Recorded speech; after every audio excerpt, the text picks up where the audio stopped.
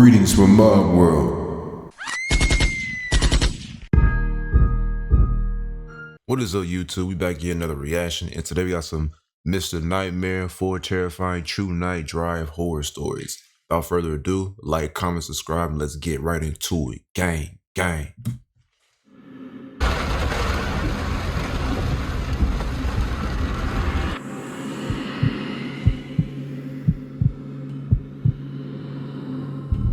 I was driving home from work one night, taking my usual route home. I got out at midnight, so it was probably 12:15ish at this point. My town is pretty quiet and boring. A lot of woods everywhere, and not a lot of people or houses. I was on this road not far from my house with a cornfield on one side and a patch of woods on the other. It was midsummer and like 75 degrees, so I had my convertible top down. I was cruising down the street going like 50 when I heard a loud, blood-curdling woman's scream come from one side of the road, but I couldn't tell which one. Cruising down the street with my 6 I brought the car to a quick halt by slamming on the brakes and listening. There was a woman's cry from the left side, in the woods. She was crying for help. I got out of my car and grabbed the baton from my back seat. No, I'm sorry. Right there, I'm not helping. No, I'm sorry. If I'm driving down the road and it's dark as shit, can barely see anything, and I hear somebody screaming, I'm not finna get out of my car and help nobody. I'm finna keep driving. Ain't none of my business. Hey, I'm not finna get fucked up too. You gotta be fucked up. I ain't finna get fucked up. I'm not finna get caught up in that shit. Hell no, I'm gonna keep on driving. Sorry. Fuck that. Shit, my life is important too. Sorry. I walked towards the woods and called back to who's out there, and the woman immediately called back, please help me. I began to run into the woods, swiping all the twigs and bushes out of my way. I yelled out to the woman to keep screaming so I could find her. She'd every 10 seconds or so scream help, and I'd approach in that direction, running, screaming back.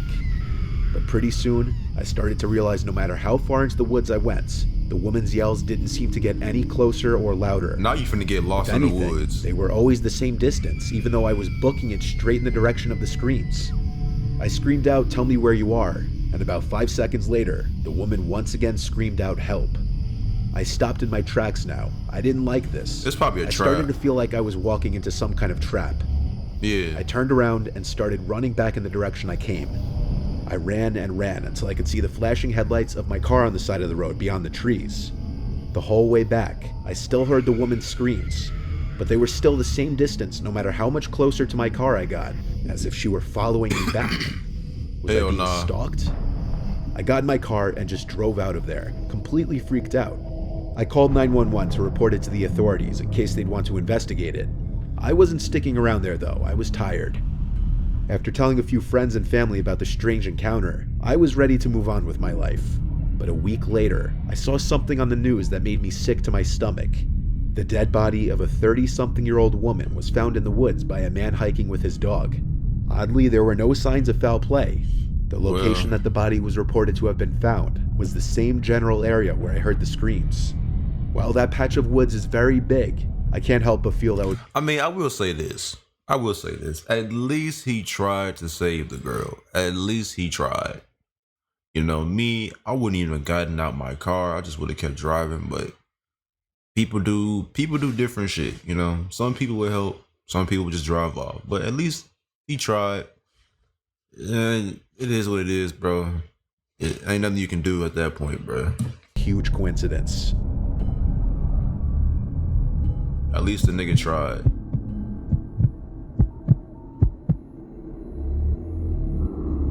I was driving from Brooklyn to Vermont to my friend John's cabin to have a weekend of snowboarding. I had 2 cars at the time of this story, a 2013 BMW 3 Series and a 2006 Ford F-150, which I was driving on this particular night. I had my snowboarding gear in the bed of the truck. I was about 45 minutes from my buddy's cabin at this point.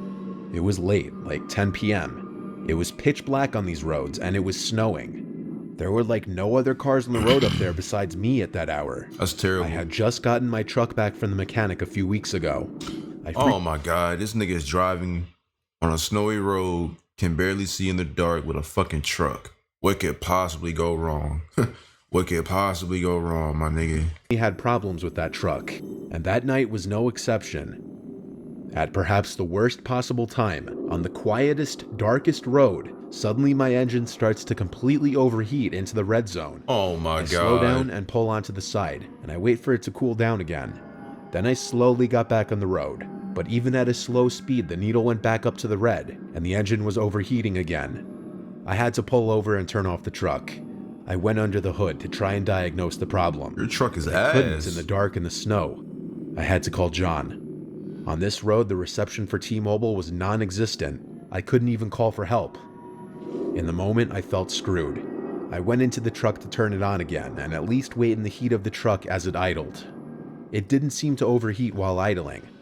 I tried one more time to drive, but the same thing happened again. So I had to wait like 10 minutes before I saw a car passing.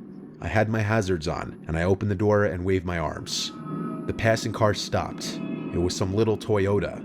The guy rolled his window down, and I thanked him for stopping and asked if I could— Oh no, this is a creepy ass dude, bro. He probably creepy as hell. He probably creepy as hell, bro. He's trying to do something. I know he is. I know he is, bro. Cause like low key, what you doing out here? Like I know what I'm doing out here, but what you doing out here? This, I ain't gonna lie. There's no reason for anybody else to be out here. I ain't even gonna lie to you, bro. It just look fishy. It just look like he trying to fuck over somebody. use his phone. He asked what happened. I told him my truck was overheating and was undrivable. He then asked me if I'm all alone. I paused for a second. Weird question. Said, yeah? He reached for his cell phone and handed it to me. He must have been a local because he had bars. I called my friend John, he picked up, and I asked him what I should do. He told me to call this specific towing company nearby and that he'd come and pick me up. I gave him my exact location, and he said he was gonna head over. After that, I called the towing company he gave me and requested assistance. During both phone calls, the guy in his car watched me the whole time. I tried to not look back though. Yeah, that's weird. After my phone calls, I handed the man back his phone and thanked him. He said, "You're welcome," and without saying anything else, he rolled up his window and drove down the snowy road into the darkness ahead. We'll see him again. I watched as his taillights disappeared completely as he descended below the top of the hilly road above. I was once again alone. I got back into my idling truck to be in the warmth. I flicked the headlights off for a second just to get an idea of how dark it was out. And when I say I couldn't see an inch outside the windows, I'm not exaggerating. It was pure blackness. Fuck that. I sat in the truck waiting and waiting. I couldn't even do anything that needed an internet connection. I resorted to playing games on my phone for 20 minutes, until there was a bang at my passenger side window. I jumped out of my skin as I looked to the window. I couldn't see much of the person, it was too dark outside, and the headlights didn't really light up the sides of the truck. I heard a man's voice start begging for help. He was yelling at me to open the door, he was freezing. Oh no. I heard him trying to open the door himself, but it was locked. I shined my flashlight to the window, but it barely helped in seeing who was out there. All I saw was someone in a really big black coat with the hood over his head. Nah. I yelled back, "What's wrong?" And the mysterious man outside replied saying he's lost and stranded and needs to get out of the cold. Nah. I didn't trust this. It's a trap. I sat there nervously trying to figure out what to ask him to prove he's not someone looking to harm me. I didn't even figure out what to say before he started aggressively trying to still open the locked door. Yeah, bro. And started pounding on the glass even harder, still screaming for help. In the heat of the moment, I decided to listen to my gut. I put the truck in drive, and he Yeah. realized this and started drove the pounding fuck harder off. on the window to break it. Nigga. I drove the truck onto the road and brought it up to 30 miles per hour, despite the damage I was surely doing to the overheating engine. But then I saw something that I didn't expect that made me feel like my heart skipped a beat. As I came over the hill in the road, I noticed the reflection of taillights approaching me on the side of the road. As I passed the parked car, I realized it was that same Toyota Yup, from I earlier, fucking knew it. the one that the man was driving. That nigga was trying to bang on your fucking door to break into your shit, bro. I knew that nigga was weird. And I said a couple minutes ago, we'll see him again. I knew it. That nigga was too weird to just be out here like that. I slowed down and lowered the window to see if the man was in the car, but I didn't see anything. It seemed like the car was empty. I looked out the window for a second behind the car, and my taillights lit up footprints in the snow, meaning that man who was banging on my window was him, and he was trying to trick me into opening the door to do who knows what. I kept driving my truck, knowing full well I was fucking up the engine, but I didn't care at that point. I pulled over a few minutes later when I saw headlights approaching on the other side, and I wanted to cheer in excitement when I realized it was the tow truck. I flashed my lights and Thank pulled to God. the side. As the driver came out, I told him about what just happened. He joked that he got there at the right time. Then he asked if the guy had a gun or anything on him, but I told him I couldn't see. He replied, well then we better do this quick. It took him about 15 minutes to get the truck attached, and in that time, the Toyota never passed us. It was possible he turned around and went the other way for this exact reason. Shit. I used the tow truck driver's phone to call John again and tell him to just meet us at the body shop. To summarize the rest, John and I still went snowboarding that weekend, and the body shop replaced the broken water pump in my truck, causing the overheating. I sold that truck a few weeks later. I'm glad I didn't lower my window or unlock the doors to that man trying to get into my car. In that setting, I could have been murdered, and no one would have ever known who had done it. Man, look, fuck all that shit. Yeah, bro. I mean, I already knew that store was fucked, bro. Like, even at the beginning when he said dark, snowy road, I'm like, yeah, it's gonna be a fucking weirdo trying to chase this nigga down. It always happens like that, bro. But I knew it. I knew that nigga was weird, because what you do? First of all, what are you doing out here? Number one. And number two, why would you ask me if I'm alone? Why does that matter?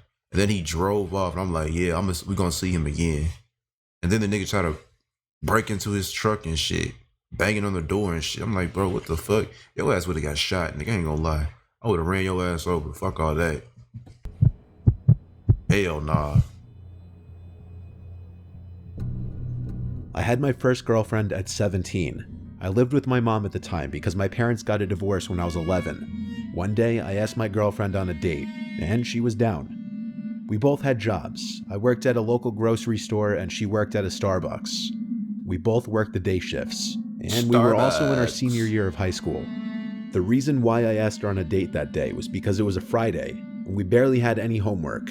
After work, I picked up my girlfriend from her house, and we went to a small restaurant 10 minutes away from my house, because that's all I could afford at the time. We ate, then we went back to her house to spend some time together. By then, it was dark. She complained how our date night was short, and I told her I can't take her anywhere else that had to be paid for. We came to an agreement that we would go on a night drive.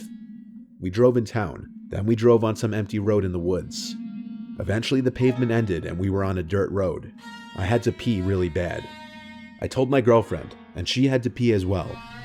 We pulled over and got out of my car. Fuck all that. For some reason, right when we got out of the car, we smelt an awful, indescribable smell. I excused it as another person who also pulled over to do their business. My girlfriend actually gagged from the smell. I told her that we would pee real quick, then go back in the car to get back into town. There was a little flat area that was the best place to piss at. We did our thing, and then we were on our way back to my car. But on our way back, we heard a noise come from the left side of us. It sounded like a twig snapping. I was afraid it was an animal, so we rushed back to my car. Before I had time to open my car door, I heard a scream of fear or pain in the direction my girlfriend and I just pissed at. I told my girlfriend to get in my car while I go investigate. She begged me not to, but I did. Why you gotta play the hero, bro? Bro, there's nothing. You have nothing to prove to her that you tough, bro. Why are you trying to prove yourself? Stop trying to play the hero. Get in your fucking car and drive off, nigga. There's literally no reason to check out that noise. There's no reason. Trying to play the hero role. Anyway, to make her feel safer, I locked the doors. I went the direction to where we were, and I heard that scream again. For some reason, I lost all of my courage to investigate now that I heard it much closer. But when I heard it, it sounded like from the same direction that my girlfriend and I heard the twig snapping. Instead of going that way, I went on my phone, turned the flash on, then took a picture. Oh, this nigga doing too much. Once the flash went off, I saw a man in a white shirt with black stripes, with some blue tarp right in front of him. Yeah, run. Just standing there. I didn't hesitate to dash to the car. I unlocked the doors, got in my car, put it in drive, and floored it. My girlfriend kept asking me what happened. She saw I was scared. I told her I would explain later. We got back at the shadier side of town, then drove back to my girlfriend's house. We entered the house and went into her room. That's when I told her I saw the man with a blue tarp in front of him, just standing there. I showed her the picture, and she was just as creeped out as I was. She let me spend the night because we were creeped out.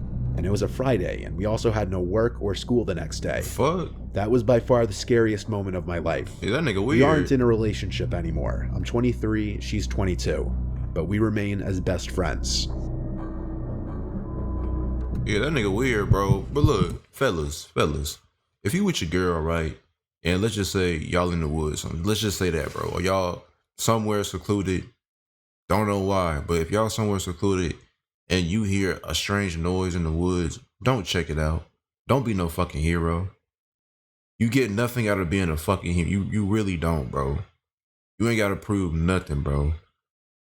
Get in your car and drive the fuck off. It's not worth it, nigga. Don't be a hero, bro. There's literally no reason for you to check out whatever noise y'all hear. There's no fucking reason. None. If it ain't bothering y'all, don't check it out. Don't even go nowhere near it, bro. Fuck all that. Fuck that hero shit. It was late summer of 2011. I was almost 19 and was hanging out with my best friend who was a few years younger than me. We live in a very rural area of southwestern Virginia, about 15 minutes from Mount Airy, North Carolina.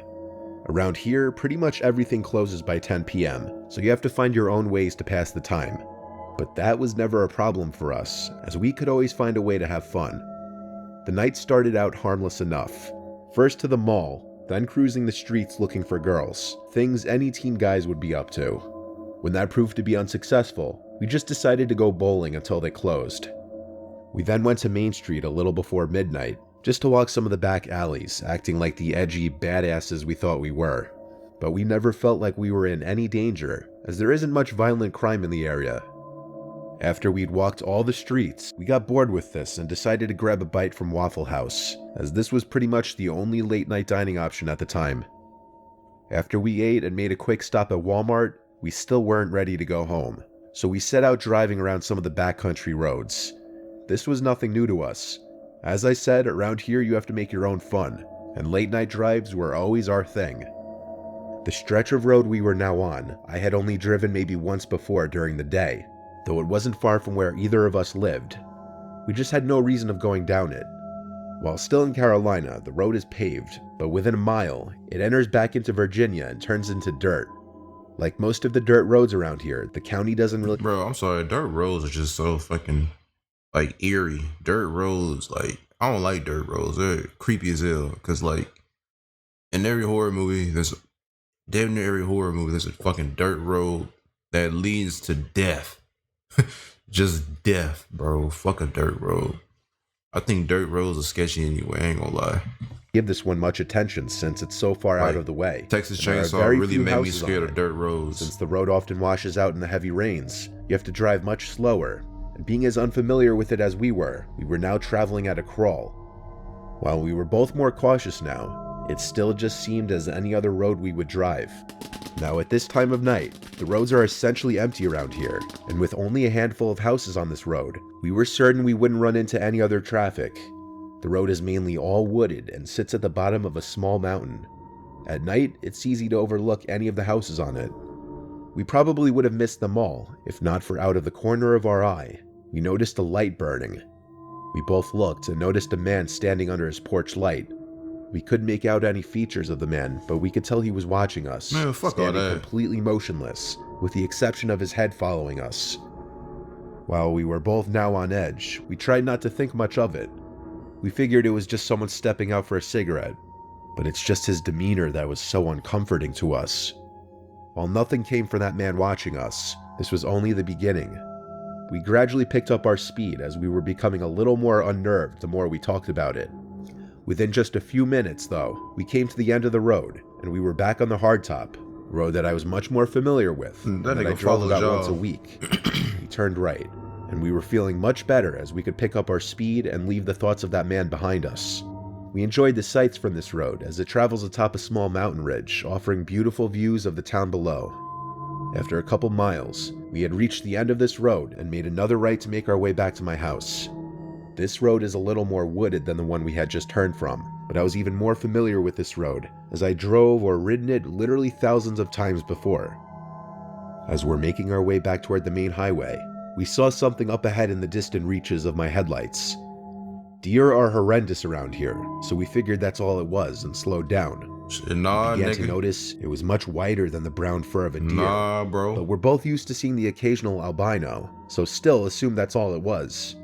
As we got closer, we noticed it was no animal at all. It was definitely a human, but hunched over with their back to us. They were walking in the left lane against traffic, as one is supposed to. I looked back at my friend as he asked, "What the hell are they doing walking at this time of night?" I looked back towards the person and could finally make out the shape of an older looking woman with long, scraggly gray hair, Yeah, wearing a fuck white that. t-shirt and white pants. She still had her back turned to us until we were about 50 feet away from her. That's when she turned to us, and we got the first look at her face. I don't want to say she was on meth or other drugs, but that's the look she gave off. Deep eye sockets with heavy dark bags under them, greasy hair, and very aged skin. I'm not sure how old she actually was, but if I had to guess, I don't give a I'd say damn. mid-40s to late 50s. But that wasn't the worst of it. She put her hands in the air and started waving them frantically and running towards us. I'm not stopping. When she did, we could see what looked like dried blood all over the front of her shirt and pants, Yeah, as well keep as what driving. looked like a big knife in one of her hands. We weren't sure what she wanted, but that desire to be edgy badasses was instantly erased. We floored it and didn't let off until we reached the highway. We were so terrified of the entire ordeal that what would have usually been a 5-minute quick drive to my I would've house ran that bitch became over. a 35-minute detour, just on the absurd thought that she could somehow follow us there. In small communities like this, you know pretty much everyone, but neither of us had ever seen this woman before, nor did we ever again. We kept a watch on local news for any stories about a bloody woman being picked up, but never heard a thing. I can't even begin to come up with an explanation why I she would've would ran be that walking the hoe backcountry over. roads at almost 4 in the morning in her shape and condition, with blood on her clothes and a knife in her hand, with all the risks of human or animal altercation she faced. Fast forward to present day. I now live with my wife on that peaceful road on the mountain ridge, between the two roads of the incident. You still I live, take man. the latter one on an almost daily basis, and still have seen no sign of that strange woman since. But just earlier this year, there was a huge drug and cockfighting ring busted down the road of the Watching Man. I don't know if it was the same house, or if these people were even living in the area back then, but after all this happened, I've often wondered if that was the same house, and maybe that guy was keeping guard on the place. As for the woman, I just hope I never run into her again. Yeah, man, fuck all that. If I'm driving down a road, a dark road at that, and I see an old woman or any woman at all just fucking standing there with a knife running towards my car with blood dripping down her fucking shirt, I'm running that bitch over. I'm gonna act like I didn't see her. Hell yeah, I'm gonna act like I didn't see her, bro. Fuck all that. Hell nah. You trying to kill me? Shit, no, I'm running your ass over. Fuck all that. Hell nah. Fuck all that shit. But yeah, man, this could be in this video, bro. This shit was crazy. This shit was crazy. Y'all niggas gotta be careful out here, bro. Be wary of y'all surroundings. Don't trust people. You can never put anything past people, bro. Don't trust people. Not. Rather be safe than sorry. But I'm gonna get the fuck up out of here. I'll see y'all niggas in the next one. Peace.